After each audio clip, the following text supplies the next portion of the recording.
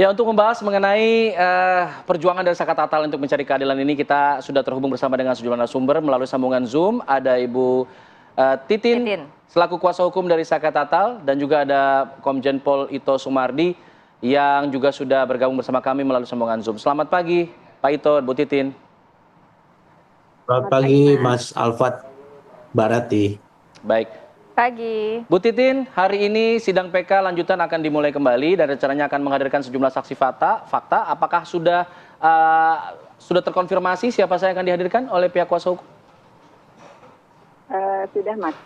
Jadi ada beberapa saksi fakta yang akan menyatakan betullah telah terjadi pembunuhan dan pemerkosaan. Karena saksi-saksi fakta itu kami juga akan berkoordinasi dengan para kuasa hukum yang memegang saksi-saksi itu. Di antaranya Liga Akbar, alhamdulillah sudah terkonfirmasi akan hadir. Kemudian juga ada saksi lain yang betul-betul itu beberapa, bahkan pada saat persidangan sedang berlangsung tiba-tiba muncul yang menyatakan kemungkinan tidak mungkin ada peristiwa pembunuhan dan pemerkosaan dalam durasi waktu yang begitu singkat, juga akan dihadirkan. Alhamdulillah kami sudah berkomunikasi dengan kuasa hukumnya, siap hadir. Jadi itu akan semakin memperkuat bahwa tidak pernah ada terjadi pembunuhan dan pemerkosaan, tetapi kami meyakini itu memang adalah kecelakaan. Seperti 5 novum yang kami sampaikan di dalam memori PK yang menyatakan bagian tubuh korban yang kemungkinannya karena kecelakaan lalu lintas. Artinya tidak ada tusukan, tidak ada bekas penganiayaan yang luar biasa gitu. Bu Titin, kabarnya juga ada 2 sahabat Vina yang dihadirkan dalam sidang PK kali ini, dan kalau untuk saksi faktanya memang benar-benar yang melihat kejadiankah? Atau ada di lokasi kah? Yang memang belum pernah dihadirkan di persidangan tahun 2016 silam? Gini Mbak, kalau misalnya diarahkan betulkah saksi fakta itu yang melihat kejadian, kalau melihat kejadiannya persis kan berarti itu peristiwanya tertangkap tangan. Tapi kan ini peristiwanya kecelakaan di tanggal 27 Agustus 2016, kemudian ada saksi yang menyatakan, mohon maaf Liga Akbar seperti terjadinya kejar-kejaran, tetapi sekarang ada keterangan yang dirubah karena memang tidak pernah ada peristiwa kejar-kejaran. Kalau yang dimaksud apakah betul saksi fakta itu yang melihat peristiwa, itu berarti kan itu tertangkap tangan peristiwanya. Justru kan awalnya peristiwa kecelakaan. Jadi kalau asumsinya yang hadir itu harus yang melihat peristiwa, faktanya harus yang melihat, ya itu bukan ada penyidikan, itu tertangkap tangan gitu. Saya sih berasumsinya kan gitu. Artinya saksi fakta yang kita hadirkan adalah saksi fakta yang menjelaskan tidak pernah ada pembunuhan dan pemerkosaan. Termasuk 2 sahabatnya Vina yang menyatakan bahwa pukul 22.18 masih ada komunikasi dengan Vina gitu. Itu kan faktanya seperti itu, Mbak. Apakah juga ada saksi nanti yang akan menguatkan alibi dari Saka Tatal bahwa ia sama sekali tidak melakukan apa yang dituduhkan kepadanya atau apa yang sudah dijatuhkan sanksi kepadanya ini, Bu Titin?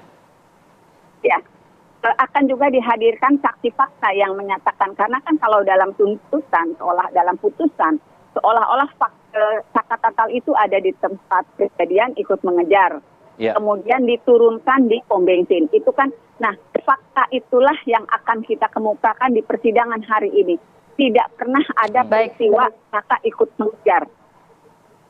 Oke, Bu Titin, tapi kalau kita melihat dalam persidangan sidang PK sebelumnya, ini kan JPU menyatakan bahwa novum-novum yang dihadirkan ini juga pernah dihadirkan atau diajukan pihak kuasa hukum di tahun 2016 silam. Tapi sayang sekali JPU juga menyatakan bahwa dari kuasa hukum Saka Tatal ini juga tidak melampirkan hasil visum forensik. Jadi seakan-akan pemohon ini hanya berkesimpulan kejadian itu adalah kecelakaan, tapi tidak ada bukti yang menguatkan begitu, Bu. Apakah Ibu saat ini akan cukup percaya diri bahwa yang dihadirkan cukup kuat begitu, tidak ditolak oleh JPU?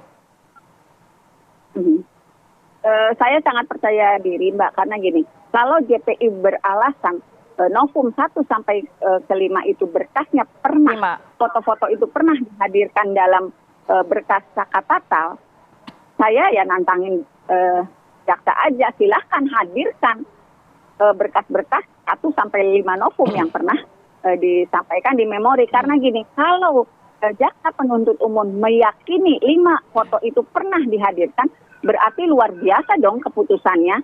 Kenapa dari 5 foto yang dihadirkan yang betul-betul menjelaskan perut Eki yang kelihatan tanpa luka tusukan, mohon maaf bagian tubuh Vina yang pakaian dalamnya juga sangat rapi, tapi bisa disebut ada pembunuhan dengan celurit, dengan samurai, juga dianggap ada pemerkosaan, dianggap ada perdarahan yang luar biasa seperti yang dalam putusan itu dijelaskannya di keterangan saksi yang dikutip.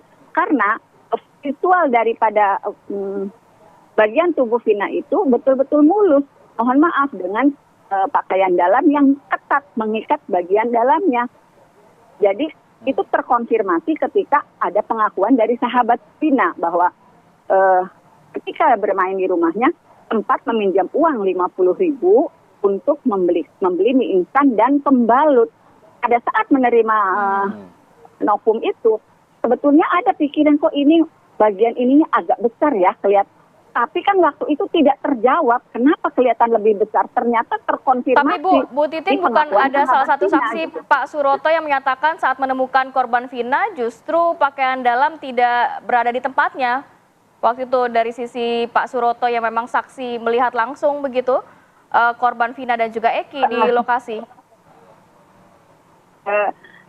Yang hadir di persidangan di 2016-2017 itu saya, Mbak. Jadi dan saat Pak Suroto memberikan keterangan, feeling saya udah punya keyakinan Pak Suroto berbohong.